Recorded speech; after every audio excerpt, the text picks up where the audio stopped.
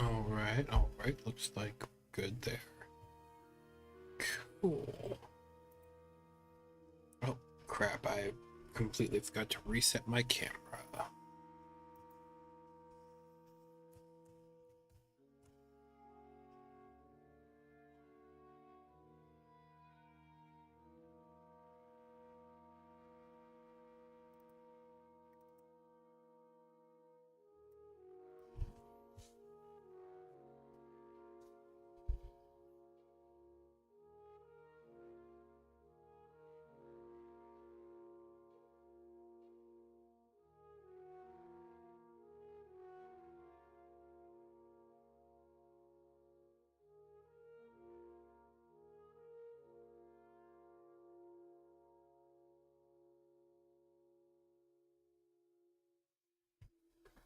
Okay, why is...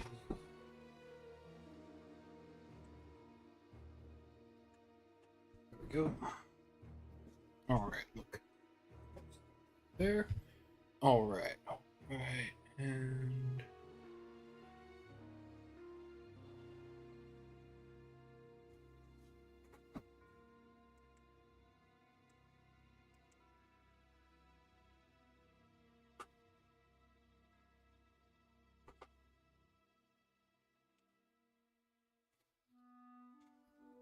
Yeah, that worked.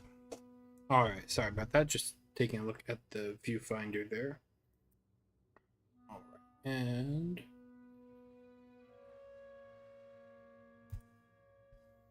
Ta-da! We are good. Alright, OBS is working. Chat is working. Sweet. Alright, so...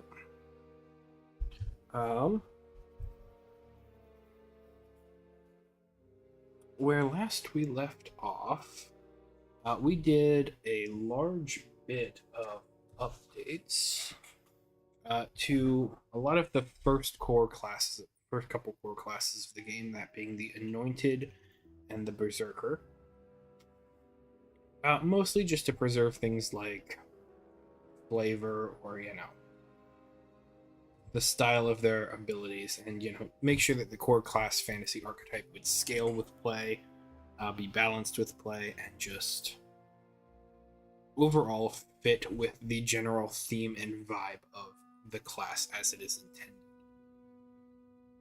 And so then we took a stab at working with the Duelist class.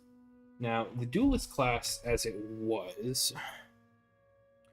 was a heroic resource ability and just about nothing else. And I mean, that's fine. There's a couple other classes and such in here that are stubs that can be expanded upon, that can be retooled, reworked in such a way that it is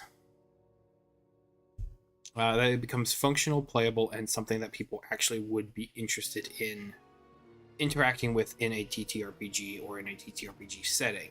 And that's the goal. We want to bring everything up to... I'd like to give that a shot. I'll play the Duelist, I'll play the Speaker, I'll play the Sorcerer in the party. And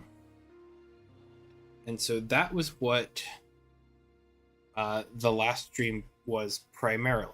Now, as a part of that, we basically cut out an entire class from the core rulebook because it was in a similar place. It was also a bit of a stub in that it only had a heroic resource ability and a vague idea of what the theming of the class was, and that was the Rogue. Previously known as the Thief, I had designed its core mechanic more or less kind of on the spot a while back after playing a lot of Dice Thrones with my friend Jacob and my girlfriend Sarah, and we were just trying to think of what a mechanic would be for an actual thief class that incentivizes you stealing things in the game. So like you actually play and like the game makes you play like a thief. And so I worked out this idea where you have this condition that has a value on it, and then you're just kind of stealing it and then planting it back and forth and doing all of these little miniature heists within a combat encounter. And that was the core gameplay loop for the thief class, and then that became the rogue class, because thief is, while it's historical in terms of D&D sense, there being a thief class, it was a bit narrow as far as a class purpose, or as like a class identity goes, without going into, you know, specifics to the world of the game. So like you could have like lots of different thieves' dens, but that's going to necessarily be probably more localized and such in my imagination. And I want the game to be open in such a way that you can drop these classes into your own homebrew setting, and that they should still be able to function without having any sort of additional world information grafted on. They should still be flavorful and functional and evocative, but not inherently tied to the nature of your campaign setting. Or no, sorry, not inherently to my campaign setting. So like you don't have to adopt things that I publish into this book. And so we had a heroic resource ability for the Duelist that incentivized one-on-one combat, and then we had a heroic resource ability for the Rogue that incentivized, you know, planting and stealing and manipulating the battlefield by controlling a custom condition on the battlefield. And so what I did was I took the Rogue ability, their momentum, their ability to alter different states that enemies are in, different conditions, and then I supplanted the momentum gain ability there with the panache gain from the Duelist, in so that it is incentivizing one-on-one combat, switching the calling card condition, the specialty condition, over to an opponent, and then you cash out on that with extra damage. And so I think that is in a very good state right now. I think we're in a good place as far as what the core identity of the Duelist class is, and that's kind of where I had to leave it, like I head off last time. Now that's not everything that's been done with the Duelist, because during some of my off times at work, etc., and around, just whenever I'm basically not on stream, I have my notebooks here in which I am constantly scratching down all sorts of different ideas, testing different combinations, language, and trying to make things overall work for the game. And so in here, I designed, or at least planned out, a roadmap for the 4th, 7th, and 10th level abilities for the Duelist class. And after our previous stream, I went ahead and I typed that up in some of in interstitial drafting tab, which is what I kind of use as what's going to show up on stream here before we move it into the core book on the left-hand side of the screen here. So I figure the plan for today is just going to be going ahead and reading into and adapting and building upon these 6 pages of abilities and working those towards our core rulebook and implementing them fully. I'm sure there are going to be things that we miss, but it's going to be a good starting place. Alright, so I think I'm going to go ahead and just kind of full screen this one here. That should be able to be read nice and easily. Alright, so first thing we have coming up here is our 2nd level Duelist feature. That would be Cunning Strikes. This was originally a panache maneuver that was built into the core panache system for the Duelist class, and this was going to be one of our ways to cash out as far as damage. You basically always did a little bit more damage based on your panache heroic resource value, and then you could reduce that damage by a number of dice, similar to the 5th level ability for the Rogue in 2024 D&D 5th edition. And so I find that mechanic is genuinely wonderful. It is a fantastic implementation of gameplay mechanics and ideas, and it just, like, you can make an entire class out of that, and like it is very good as far as just sheer mechanical brilliance. And so I wanted to incorporate a bit of that here and there, but doing it in my own way, using my own game mechanics. So Cunning Strikes is an implementation of that, and you're going to see echoes of that sort of gameplay design and mechanics throughout many of the different classes in this game. So, Cunning Strikes. When you deal additional damage to an opponent with the calling card condition, you can forego some of the additional damage and add one of the following effects. Each effect has a die cost, which is the number of dice you must forego to add this effect. You remove the dice before rolling, and the effect occurs immediately after the attack's damage is dealt. As a duelist, you learn the following 2 Cunning Strikes effects and gain an additional option from your chosen class archetype. So this once again builds into our subclass system, especially since this is coming online at 2nd level. So you're always going to get 3 of these features at 2nd level. It's just one of them is going to be determined by your subclass. So, Riposte, cost 2d6. Until the start of your next turn, whenever a creature attacks you with a melee weapon attack, you deal damage to them equal to your agility modifier. Whenever a creature attacks you with a ranged weapon attack, you reduce the damage taken by an amount equal to your agility modifier. So the way this works is,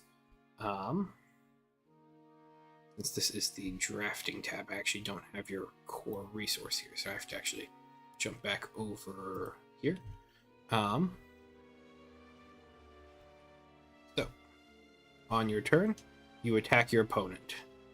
Whenever a creature with the calling card condition is dealt damage by the duelist, the attack deals additional damage of the same type as the duelist weapons, based on the card's momentum value.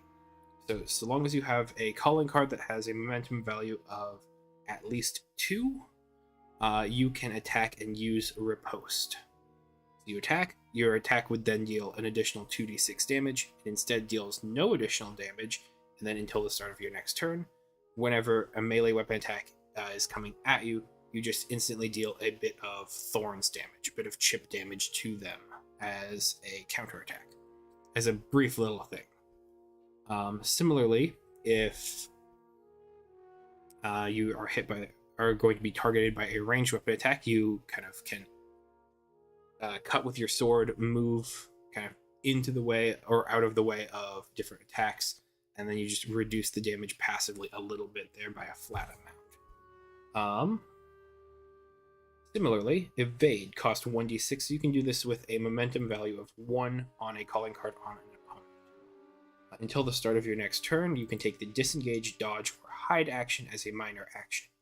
Additionally, when you take the Disengage action, you can shift up to 10 feet to an unoccupied space you can perceive as a part of the same action. So the short of this one is, it is functionally your cunning action as a rogue in D&D, where you can disengage as a bonus action, and so just get out of the fight quicker.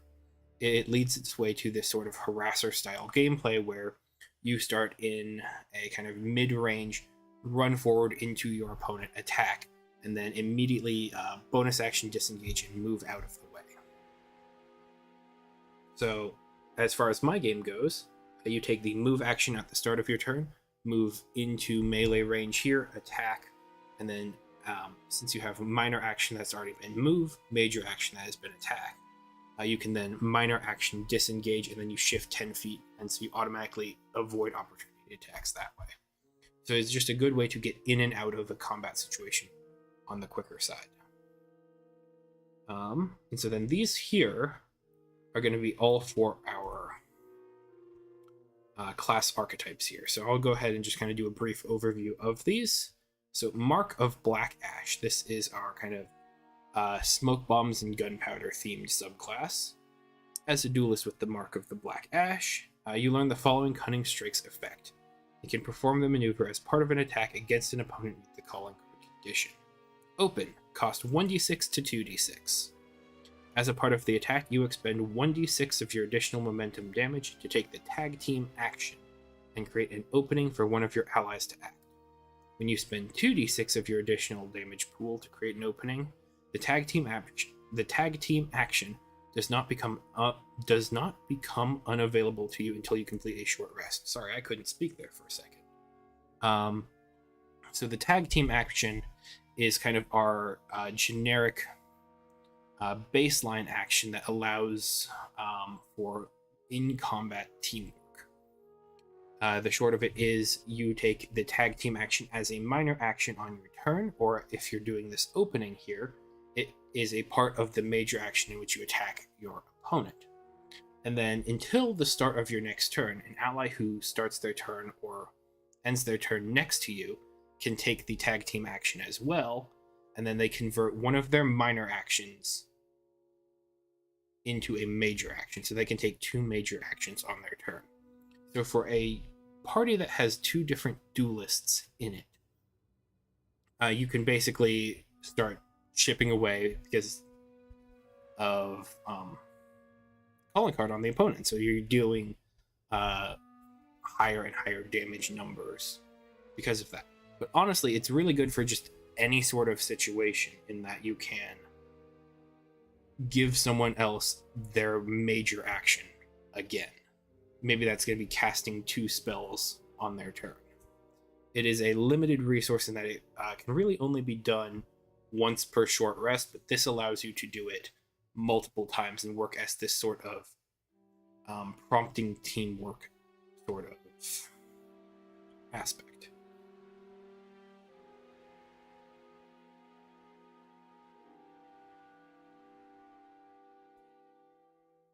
And so one thing that is also important to note here is that this is reducing the additional damage by your momentum value. And so it's not actually costing momentum points. So you're just basically taking a slight damage hit instead of an action economy hit in order to allow your allies to move around you easier. So that is a rather powerful feature there, just as far as what the tag team action can be used for. Mark of Long Shadows. This was originally called Mark of the Thief, but I wanted something that's a little bit more evocative there. Disarm. When making an attack roll, you decrement the die. You decrement 2d6 from your dice pool there, instead of your agility attack attribute. If the result of your attack is tier 3 or higher, so basically you get a second flourish, and this is just the target drops an item. So you're just immediately stealing an item from the opponent, or having it fall to the ground that you can kick out of the way, etc. Once again, this can be strong in the arms of a kind of tactically focused martial player. Mark of Midnight Steel here. This is a very fighter-focused subclass. This is going to be a lot more kind of warlord buff heavy. You're going to get more armor options, more weapon options, etc. And so you can reduce your damage by 1d6 here, but until the start of your next turn, then you can take Second Wind, which is usually a major action, as a minor action, so you get more access to healing. Mark of the Inward Eye. This is a bit more of a detective investigator style archetype. You trip the opponent. Results as tier 3 or higher. They are knocked prone. This works pretty much the same way as Disarm. Just with the effect changed from dropping an item to knocking the target prone. Duelist Mark. That's just kind of our basic format here for introducing subclasses. Paragon talent, that is free form feature choice built into the class, very similar to ability score improvement / feat for 5th edition. We're just gonna call it feats. And then you can take a feat that is ability score improvement. Give me one quick second.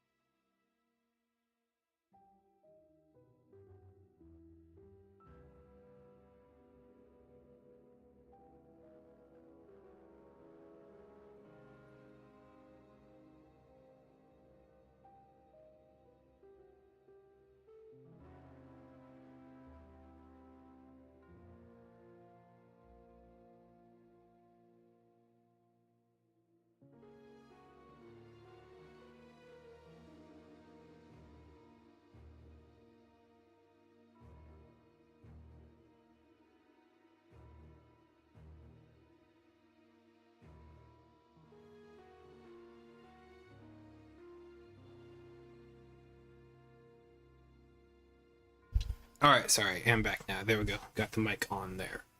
Okay.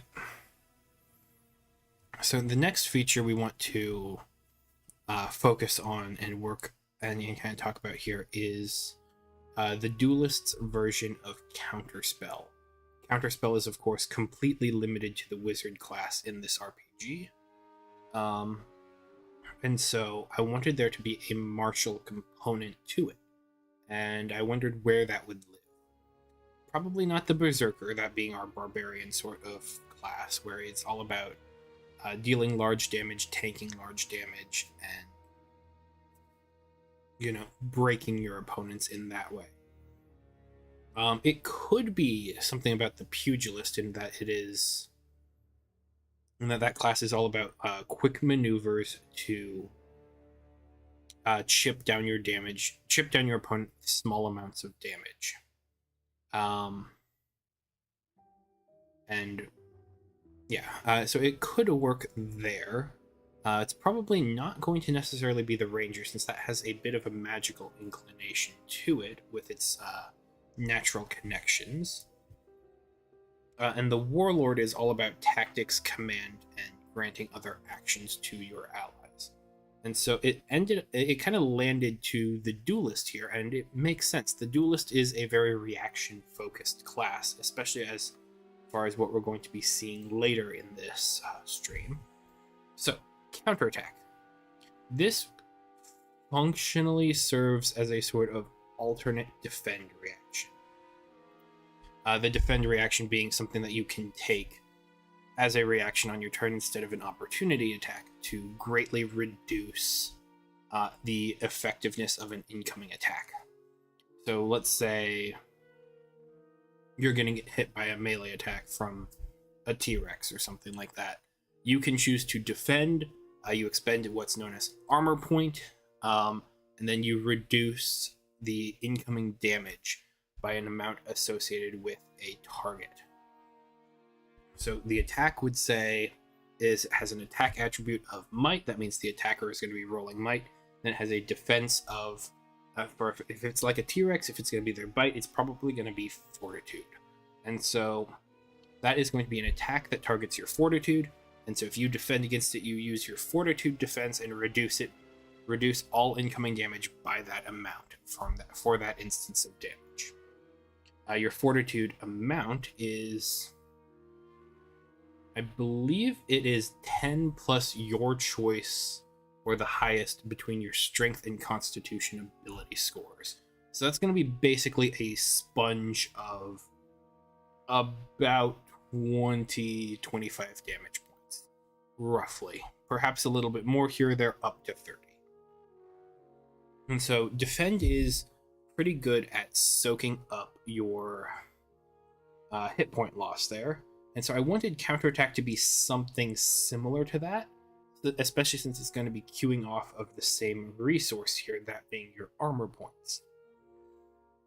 However, instead of sucking up damage primarily, it's going to be reducing the effectiveness of your opponent's attack.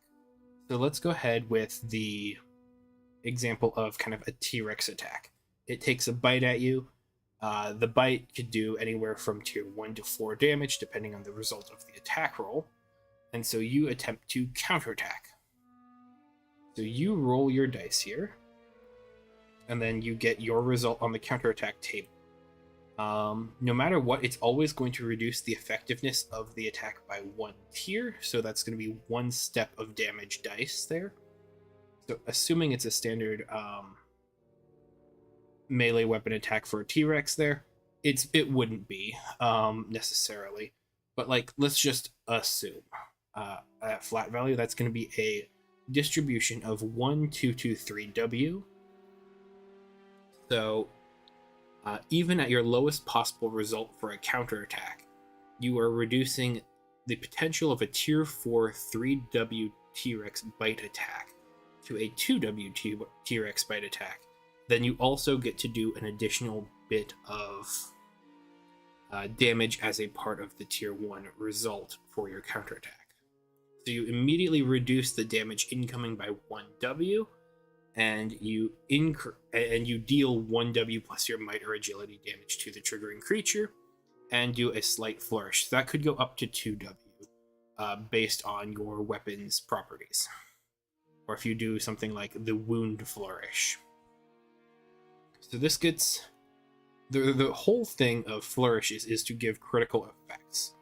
And so this basically has an always active critical effect where you can do 2W.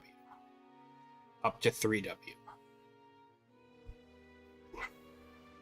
It's kind of core to the gameplay loop of a DPS race, which is more or less what is intended with the gameplay design for this RPG. You are in a DPS race with your opponent, and it's just all about who is going to be finishing the attack faster and who's still going to be standing at the end of it all. Let's see here. Then our next 4th level feature here is actually very closely tied to counterattack. Now, one thing to note with counterattack here is the result of your counterattack does not provoke an opportunity attack, regardless of which tier you reduce the triggering attack to. That's because you're also immediately attacking into the creature as well.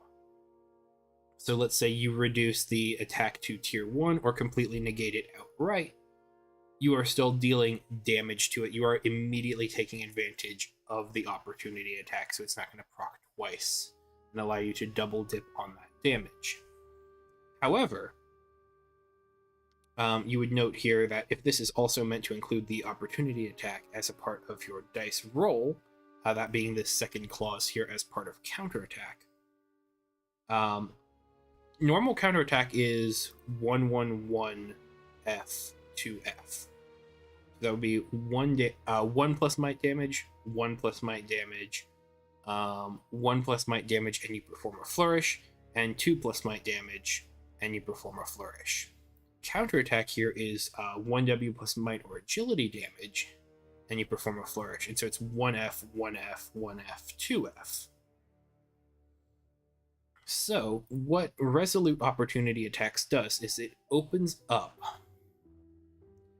your whatchamacallit, your opportunity attacks all around across the game, so that you can use both might and agility as your attack attribute and damage result there. And then it also automatically opens up flourishes to your tier 1 and tier 2 results. So it is just functionally already built into counterattack, and then you get to use that feature whenever you make an opportunity attack elsewhere. As a duelist, your opportunity attacks, you being a reaction-focused class, or a more reaction-focused class, that is, are going to be hitting harder, are going to be with a lot more flourish. You are a bit more theatrical. It makes sense that flourishes are going to be kind of a more core aspect to this class and this character. And so that's just, once again, opening up that technology to the core gameplay loop that you are going to be going through. So this just fully replaces your basic opportunity attack action. I mean, you could take the basic, but this is better. It's just a flat 1W bonus for the first tier 2 results with the flourishes if you just take the wound feature. Our last 4th level feature here is Nimble Escape.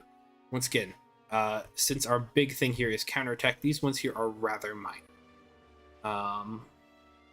When a creature makes an attack roll against your Fortitude defense, you can reduce the incoming damage by your choice of Fortitude or Reflex when you defend. We talked about what the Defender reaction does. It reduces it by these targeted damage, targeted defense by an attack.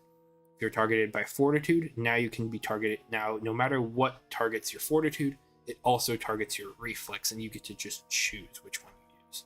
And since you're a duelist, you're agility focused, you're probably going to have a higher Reflex defense. And so this is going to be a couple extra hit points, like up to 5. Up to 5 hit points whenever you take the defend reaction. And so it's not much, but it is something.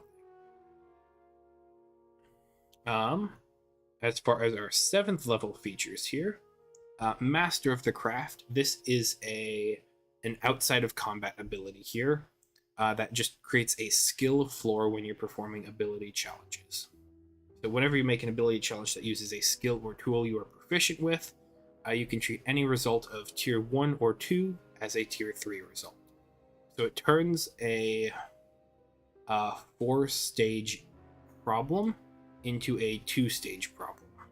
So you basically have a binary result of either a tier 3 or tier 4 result. Tier 4 being the best possible outcome for the challenge at hand. So if you are proficient in a number of skills, this is going to be basically just a quick and easy payoff for that. Once again, this is also going to require playtesting, but since this is all an out-of-combat thing, it's probably going to be a little bit more balanced and focused. It's just going to be more about the social aspect of tabletop RPG gameplay. Next up, we have One Step Ahead. This is inherently designed to work alongside a single aspect of the surprise rules in combat, where basically if your character cannot be surprised. If your opponents are awarded surprise, you just get to act during the surprise round. It is in short a damage mitigation effect on the chance that you get that like someone else gets the drop on you, and so you can just deal with that relatively normally. Finally, One Step Ahead. Not One Step Ahead. Opening Gambit. Opening Gambit is another little bit more of an edge case here. When you roll initiative representing your adventuring party at the beginning of a combat sequence, you gain a bonus to your calling card's initial momentum value, equal to the ability or skill modifier used in the initiative challenge, minimum of 1. So initiative in this game uses a popcorn initiative system, where depending on the actions in the start of a combat encounter, each side chooses a representative to roll initiative for the party. And this is just going to determine which side acts first. And so if you're a duelist here, at 7th level, opening gambit, you want to be that one. You want to be a little bit on the face. You want to be starting the combat encounter, because it's going to get you a bonus to your card's momentum value, which means you can start to cash in on its damage potential faster.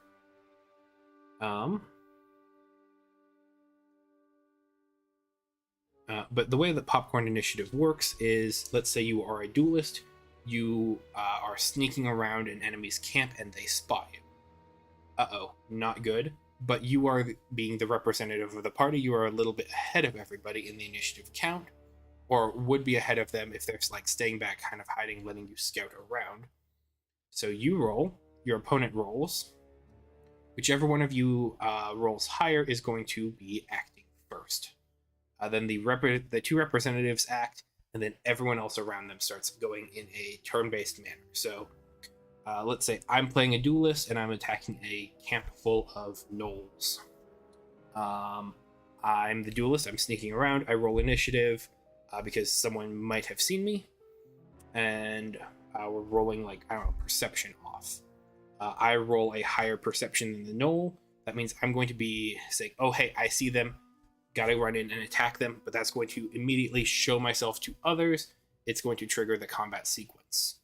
Then the gnoll would attack me as their initial representative, and then one member from my team would go, then a gnoll, and back and forth until everyone is gone. And once this initial round has passed, then it's just going to be going back and forth between each two sides until either a combat encounter narrative point is met, until one side is defeated or broken, or until another condition is met, set by the game master. So this just lets me ramp a little bit faster into my damage phases if I'm the one who's rolling initiative or representing our party in the initiative challenge. But that is kind of the fundamental basics of the duelist class here. Now, the 10th level feature here I am still kind of working on, but the idea of it is you are ending the calling card condition early on your opponent in such a way that you replace that condition with a major detriment to the target until probably, I believe it's until the start of their next turn, but it's something that can be cashed out on by every member of your party. And so that's why it has a theoretical right now momentum value of 10 or higher. So you build up this card, you place it on your opponent, and then you attack them. You would steal it, but you instead choose to cash it out. It ends the effect. The calling card condition disappears, and then the target is perhaps vulnerable to all damage until the start of your next turn. So that means all of your allies and such can attack it for functionally double damage and just cut this enemy down to shreds quickly. Now, the reason that this is a bit more challenging is it has a momentum value cost of 10 or higher, and so there is a bit more of a build-up to it. But we have laid the groundwork here for all sorts of different things that are allowing us to ramp faster. So we have opening gambit, you're rolling initiative. We also have cooked into the core class heroic resource feature of momentum the option, if we are starting an initiative count bloodied, we get an additional bonus to our momentum counter. So if we start the encounter at half of our current hit points and we are causing the initiative counter, or we are rolling as the representative of our party, we could theoretically do some nice dramatic reversals here, in that we can get quick vulnerability against one single opponent within a couple rounds. And since a combat round, like a combat encounter, should last, in my opinion, probably between 3 and 5 rounds before it starts getting a little bit stale, like, that fits in with my idea of our timeline for what we want the game to feel. We want it to be quicker, we want it to be resolute, we want it to be satisfying to fight your opponents and have them be attacked, have them be striking up and down, that sort of thing. So that is kind of currently the pitch for the 10th level feature there. Let me actually go ahead to my notebook here, because I sketched out the ideas of what I had for those two options.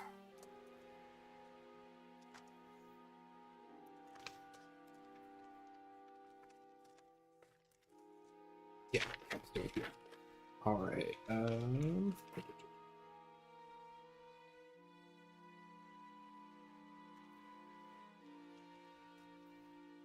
Was it in the previous journal?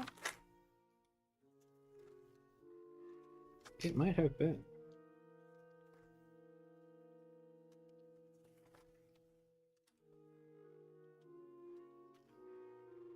Yeah, I think it was. Well, either way, I believe it was vulnerability to damage until the start of your next turn. And I believe it was also the option of you get just a free second major action. So if the rest of your party isn't able to kind of come in to capitalize on the vulnerability, you could instead just kind of take a second major action or something along that line. So it's a solo build or a team build option. But I still have to work out the exact mechanics and nature of those implementations. Especially because as a part of this, you are losing the momentum value there. And so if you do a solo build where it is taking one additional major action, you're not going to be getting the damage bonus for having the calling card condition and the momentum value on the target. So that is something that I want to balance. But yeah, that is kind of what I've been looking at here. What do you guys all think?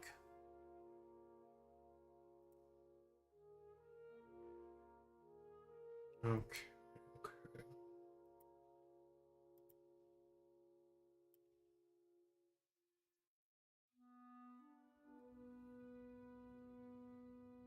Got any ideas or things that you want me to, consider, look into? Please throw that into chat, because I would love to read, work off of your ideas, and just share. I want this RPG and design process to be a collaborative experience between people looking to get into the game industry, between people who are interested in the process of game design. But yeah.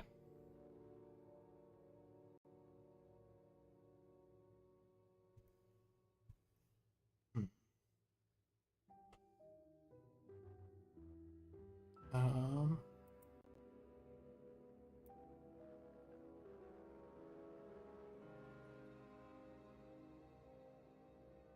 okay. Just checking my metrics here.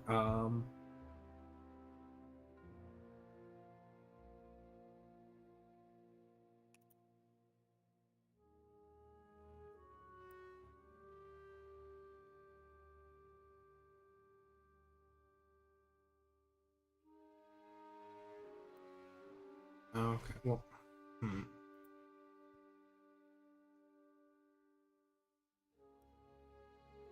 I think I might end up just kind of calling this stream a little bit early, since we've gone through basically all of what I wanted to cover. Just talking about the changes to the Duelist, where it came from. I feel like this is a pretty good introduction to the class and the design philosophy of the game. So I kind of want to just leave it at that. But thank you guys so much for watching. Thank you so much for tuning in. I hope you guys had a good time. You learned something new about the game, and I interested you in this class.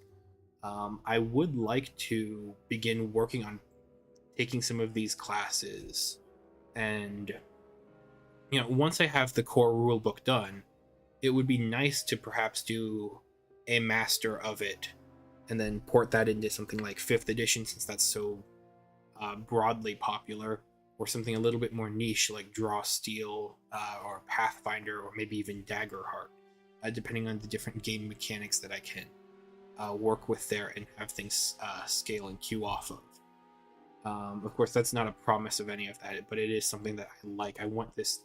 I would like there to be a connective tissue between the worlds that I am working to create as a part of my campaign setting, but also as far as the classes and different mechanics, and I want that to be available to a wide reach and variety of gamers throughout the TTRPG ecosystem. But yeah, that's, I guess, just a small little thing of what I eventually want to do. So thank you guys so much for watching. Thank you so much for tuning in. I hope you guys have a fantastic night. And I'm not 100% sure when I'll see you next, but I think off the top of my head, I know Tuesday I'm going to be having my usual Sunday night D&D group. We couldn't make it work today, but we're doing a makeup session then. And so I might be able to stream before, since I've got the day off of work that day. But one way or another, I will see you guys all in the next time. Thank you guys so much for tuning in. I hope you guys have a fantastic day, and I will be seeing you. Take care.